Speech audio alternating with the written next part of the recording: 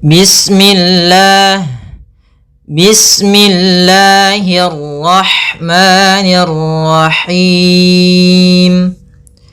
Pada bacaan Bismillahi, Bismillahi. Di sini ada huruf sin yang kita sempurnakan dulu sifatnya. Bis, kemudian bismi, mi-nya tipis, kasrah. Jangan dibaca dengan memantul. Misalkan sinnya Bismillah, ini memantul. Harusnya menyempurnakan sinnya, baru langsung saja. Bismillahi, Bismillahirrahmani. Kemudian di sini pada lafal Allah ada hukum tajwid berupa mad tabi'i, yaitu adanya lafzul jalalah. Panjangnya lafal Allah yaitu 2 harakat, maka Bismillahi, Bismillahirrahmanirrahim. Kemudian di sini pada lafal hirra, hi-nya tipis, ketemu ro-nya yang tebal. Hirra. Jangan hirra. Hirra itu ro-nya tipis, belum tebal. Akan tetapi di sini kita tebalkan lagi karena di sini ada namanya ra tafkhim. Bismillahirrahmanirrahim. Ya, rahmani. Kemudian ada lafal ha, alirkan nafasnya pada lafal ha karena di sini ada hukum tajwid berupa ada sifat huruf ha yang itu sifat hamas, mengalirnya nafas. Rahmani, Rahmanirrahim. Kemudian pada lafal ma ada mad tabi'i, yaitu fathah bertemu dengan alif. Apabila ada fathah bertemu dengan alif, maka kita namakan dengan bacaan mad tabi'i. Panjangnya 2 harakat untuk lafal mani. Kemudian di lafal nirrahim, nirrahim, ni-nya tipis, kemudian ro-nya lagi tebal karena di sini ro tafkhim, yaitu ro yang berharakat tasydid. Nirrahim, ya, nirrahim, rahim, rahim. Kemudian pada lafal him ada bacaan mad arid disukun, yaitu apabila ada huruf mad datang sebelum huruf terakhir dalam bacaan ketika kita waqaf, maka itu kita namakan dengan mad arid disukun. Atau mad arid disukun terjadi di akhir bacaan kita apabila ada huruf yang disukunkan pada dasarnya dia berharokat. Sini ar-rahimi, karena dia waqaf maka ar-rahim mati. Nah, sebelumnya ada huruf mad berupa huruf ya, maka ini namanya mad arid disukun. Panjangnya berapa harokat? Panjangnya yaitu kita boleh panjangkan 2 harokat, boleh 4 harokat, dan boleh pula 6 harokat. Kita coba ulang. Bismillahirrahmanirrahim. Baik, kita masuk kepada ayat yang pertama. Alhamdulillahi rabbil alamin. Kita coba ulang.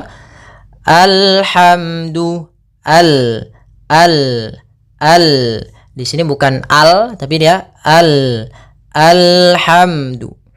Nah, bagaimana cara membaca huruf yang seperti ini? Kita lihat huruf yang ketiganya. Kalau huruf ketiganya fathah, kita kasih harakat fathah di awal. Maka kita bacanya alhamdulillah lillahi rabbil alamin. Maka alhamdulillahi rabbil alamin. Kemudian pada lafal lillahi, ini lamnya tipis, yaitu lafzul jalalah didahului dengan huruf kasrah maka tipis. Kemudian pada lafal Allah ada hukum tajwid berupa mad tabi'i. Tapi sebelum itu ada beberapa kesalahan yang terjadi di dalam membaca alhamdulillah. Yang pertama yaitu dia memantulkan huruf lam. Lam memantul. Nah, ini salah. Apabila ada huruf lam mantul, maka dia salah. Contoh memantul bagaimana? Alhamdulillah, ini mantul. Atau alham, ya, atau misalnya sakta. Alhamdu, ini salah juga. Harusnya dia mengalir suara lamnya. Alhamdulillahi. Kemudian Rabbil alamin. Pada lafal ra ini juga tebal, yaitu ra tafkhim. Kita baca dengan bacaan tafkhim. Rabbi, Rabbi, ra. Rabbil alamin. Kemudian di sini Rabbil sama lamnya mengalir, kemudian di sini huruf ain. Hati-hati jangan sampai merubah huruf ainnya menjadi hamzah. Banyak yang terjadi kesalahan dalam pelafalannya, yaitu mengganti dengan alif atau hamzah. Maka dibaca Rabbil alamin. Harusnya Rabbil alamin. Alamin, ya. Rabbil alamin. Kemudian pada lafal min, di sini ada bacaan mad arid disukun, yaitu adanya huruf nun yang diwakafkan menjadi huruf sukun, kemudian sebelumnya huruf mad berupa huruf ya. Maka panjang mi-nya ini boleh kita panjangkan 2 harokat, boleh 4 harokat, boleh 6 harokat. Maka boleh kita baca Rabbil alamin atau al-alamin 4 harokat, ataupun yang 6 harokat al-alamin. Oke, kita coba ulangi dari ayat awalnya. Alhamdulillahi rabbil alamin. Kemudian ayat yang ketiga, Ar-Rahmanir Rahim. Ini sama kayak tadi, A-nya tipis. Ini cara membacanya, kita kasih harokat fathah ketika di awal, ketika huruf ketiganya fathah. Maka Ar-Rahmanir Rahim. Ar-Rahmanir Rahim. Ya, maka di sini ada ra tafkhim pada lafal ar-rah. Kemudian ada lafal ha. Ar-rah, bukan rahmani, tapi ha kecil. Ar-Rahman. Ya, Ar-Rahmanir Rahim. Ma ada mad tabi'i, yaitu fathah bertemu alif, panjangnya 2 harokat.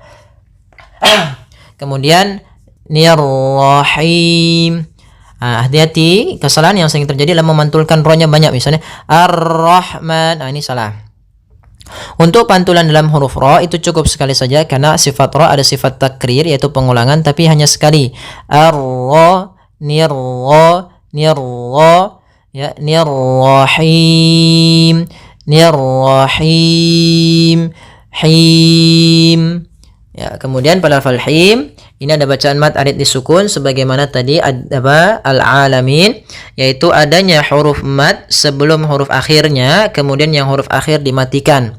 Maka ar-rahim panjangnya kita boleh memanjangkan 2 harokat, boleh 4, dan boleh pula 6 harokat. Kita coba ulang.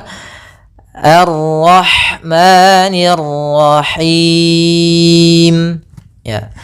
Kemudian ayat yang ketiga, Maliki yaumiddin.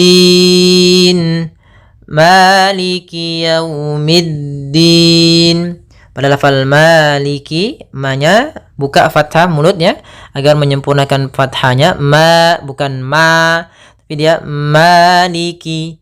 Maliki Maliki yaumiddin. Kemudian pada lafal ki, pada lafal ki ini jangan sampai malik yau, misalnya begitu, atau maliki yau, ditekan, enggak, tapi dia mengalir. Maliki, maliki, maka maliki yaumiddin. Kemudian pada lafal waw, hati-hati jangan terlalu dihentakkan, karena di sini bacaan lin, maka kita harus menyempurnakan daripada linnya, kelembutannya. Yaumiddin, yaumiddin. Kemudian pada lafal ad-din, di sini ada hukum tajwid berupa alif lam alif lam syamsiyah, alif lam syamsiyah, yaitu alif lam yang ditulis tapi tidak dibaca, langsung ke huruf dal. Kemudian maliki yaumiddin, ad-din. Nah, di sini pada lafal dinnya yaitu kita usahakan menekan di dal, makhraj huruf dal, yaitu ujung lidah kita menempel dengan batasan akhir dari gigi sari atas dan gusi atas. Jadi dia di tengah-tengahnya. Ad-din, mid-din. Ya, kemudian pada lafal din kembali lagi ada mad arid lis-sukun, yaitu mad yang terjadi ketika akhir bacaan kita yang terjadi disebabkan karena adanya sukun arid. Sukun aridnya mana? Yaitu lafal nun. Nun awalnya berharokat kasroh ni, ad-dini. Karena dia waqaf, maka kita rubah menjadi sukun ad-din. Nah, sebelum huruf akhir nun yang dimatikan ada huruf ya sukun, yang mana ya termasuk huruf mad. Maka di sini kita namakan dengan mad arid disukun. Panjangnya berapa? Boleh 2 harokat, boleh 4 harokat, boleh 6 harokat. Maka maliki yaumiddin. Ya. Kemudian ayat yang kelima kita lanjutkan. Iyyaka na'budu wa iyyaka nasta'in. Kita ulang. Iyyaka. Ada 2 kesalahan yang sering terjadi dalam pelafalan iyyaka. Yang pertama memanjangkan i. Memanjangkan i. Apabila dipanjangkan huruf i-nya banyak. Contoh iyyaka, salah karena dia memanjangkan. Yang kedua adalah menahan iyyaka. Itu salah juga. Harusnya dia cukup menekan linnya iyyaka. Kemudian kita sempurnakan kasroh i-nya, jangan iyyaka. Itu jadi e. Karena kita harus menitmamkan harokatnya. Iyyaka. Ya. Maka kemudian iyyaka na'budu wa iyyaka nasta'in. Pada lafal ain di sini ainnya sukun. Maka ain itu sifatnya bainiyah.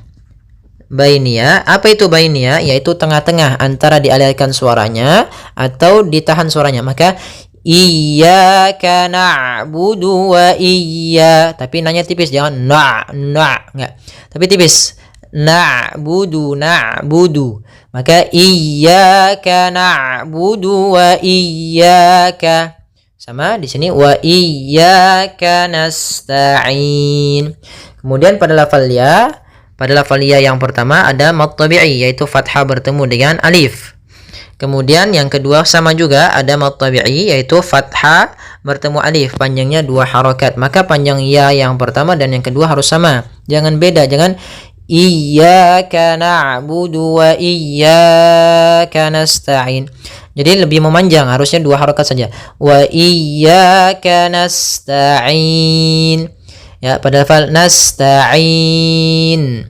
Nah, di sini ada lafal ain, yaitu ada bacaan mad arid lis-sukun, yaitu bacaan yang dimana dia disebabkan muncul atau di akhir bacaan kita karena waqaf. Awalnya kan nasta'inu, maka berubah menjadi nasta'in, matikan. Maka kita boleh memanjangkan lafal ain ya. Boleh 2 harokat, boleh 4 harokat, dan boleh pula 6 harokat. Contoh nasta'in. Itu 4 harokat atau 6 harokat. Nasta'in. Kita coba ulang. Iyyaka na'budu wa iyyaka nasta'in. Ya, semoga bermanfaat. Jazakumullahu khairan.